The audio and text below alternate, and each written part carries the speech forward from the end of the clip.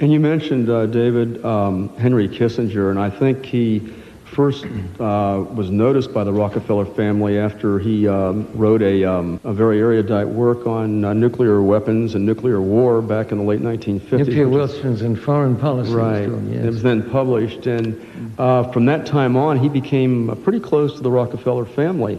Well, he did. Actually, I guess I was the first one who got to know him because he was a member of an organization called the Council on Foreign Relations in New York, and there was a study group at that time that he, as then a young instructor at Harvard, presided at.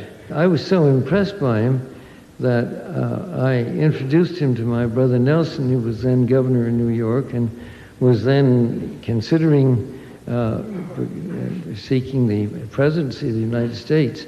They became great friends, and actually Henry became Nelson's foreign policy advisor as long as he was in public life, and I think is one of the remarkable international statesmen in the world today. Even 30 years after he was Secretary of State, he is still asked by heads of state when he travels the world for his advice. Let me go back to the time you said when you came here, it transformed your life. Was there a course, a professor who really made that difference for you? Yes, there was one course, one seminar of Henry Kissinger, which really opened my eyes. I wasn't accepted to the seminar, but I sat in.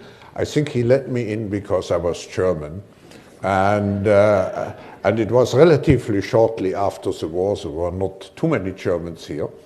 And this created a friendship which has endured until today. And Henry has been several times in Davos.